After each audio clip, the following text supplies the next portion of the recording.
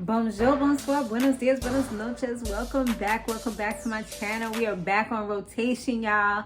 I told y'all I took a little break, but I am back for real now. So next week we should be able to, depending on what's going on, because you know it is the summer, but summer's about to be over. But yeah, so that's another reason why I wasn't able to do like Jocelyn's Cabaret or the other one that I'll be doing, Krishan and So hopefully we'll be able to be back this weekend. But yeah, so we're gonna talk about Unfaithful today, y'all. So definitely make sure if you're not part of the family that you go ahead and subscribe, turn on your post notifications, so you know you get them notifications. Notification gang, where you at? All right, so let's talk about this episode. Tammy, she meets up with a young lady named Mimi. She's a stripper. You know, she got the job. And she's from Memphis. And ironically enough, the dude that she's talking to, he calls himself Memphis as well. So I thought that was pretty cool. Memphis' best friend is his cousin.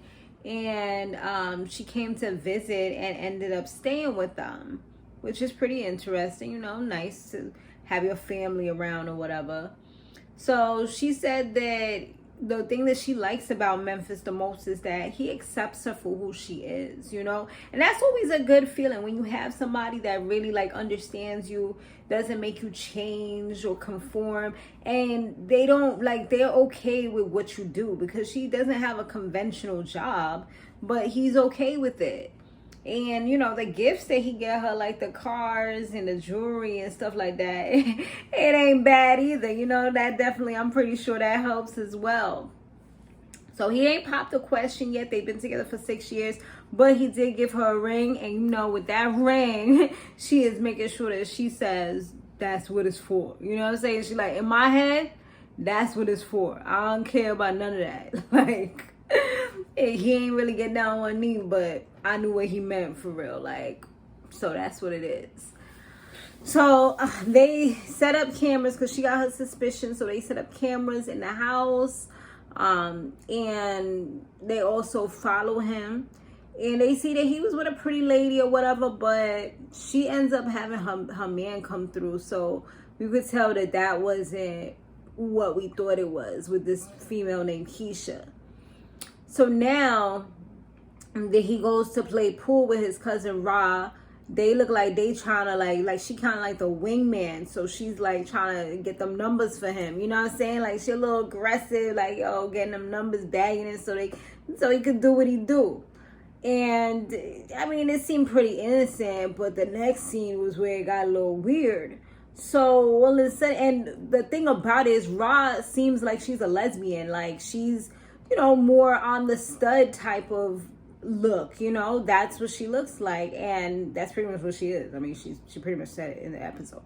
So it's like the next thing that happened was kind of weird. They was like in the house, we looking through the nanny, let's call it the nanny cam, or the spy cam, and we see them like all rubbed up, hubbed up, and it's like, wait, this is supposed to be your cousin.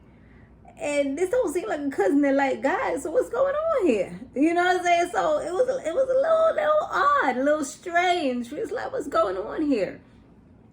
So now they go ahead and they perplexed. They like, what's going on? You know, the people that was watching, the investigators. So now we let her see the clips, and Mimi was totally blown away, shocked, just like, what the hell is going on here? You know what I'm saying? And even on the clip, they had said something about there was a pregnancy scare. So that means he's sliding up in there. No, nothing. You know, just sliding in like Free Willy. Just doing the damn thing. And I'm like, what the hell is going on? Like, it really was a different type of episode.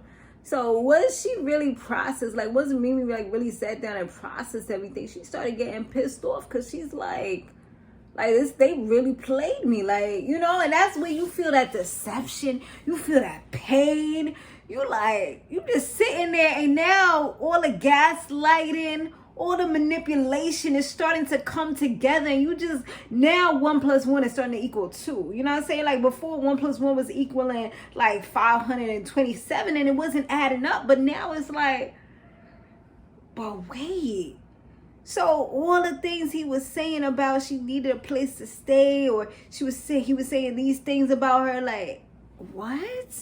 You know, you really just sit there like, yo, I feel like a mother effing fool right now.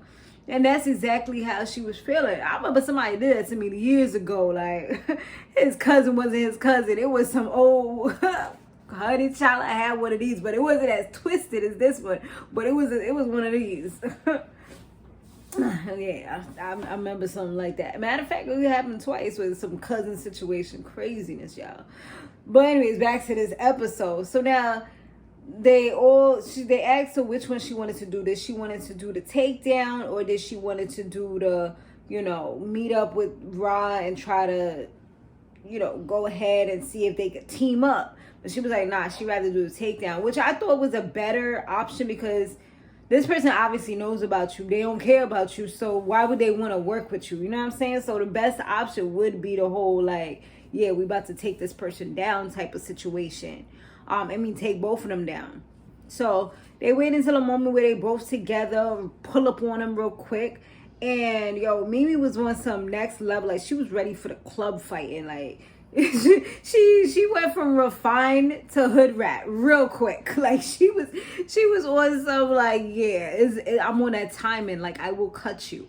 You know what I'm saying? Like, she was ready.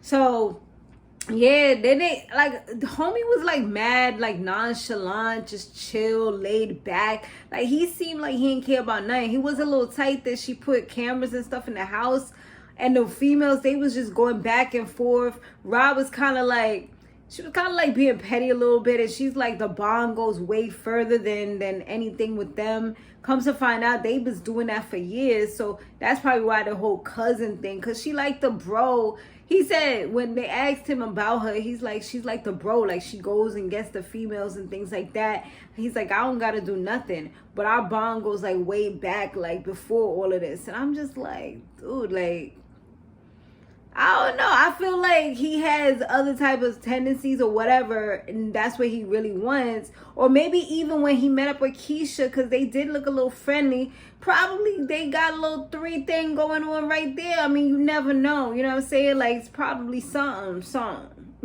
He probably like do a whole lot of freaky things, because he didn't even want to apologize for hurting Mimi. Like, he was just mad chill. They're like, oh, don't you want to apologize to her? He's like, for what? He's like, I didn't do anything wrong. Pretty much like not even realizing or even caring that this woman feels literally destroyed and hurt and betrayed. It's like, he was just like real chill. Like, I don't really feel like I did anything wrong. You know, they had to like almost pull teeth to get the words to come out of his mouth for him to actually say that he was like sorry or whatever. And he barely even said that. And then, like I said, they said that they've been doing this for years. Ross said that she's quote unquote in love with him. And I'm just like, is it really love though? Or is it lust? You know what I'm saying? Is it like, this is, because she said she likes females and she likes him.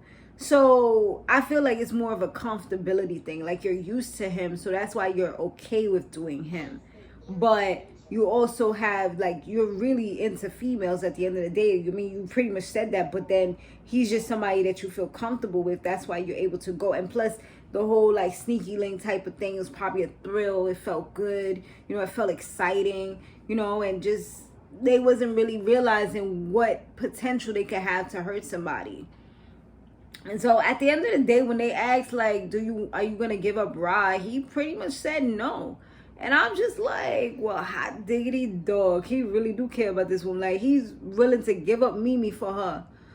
Now, let's fast forward it. Now they have the little update or whatever. And this dude is sitting there with Mimi. I'm like, girl.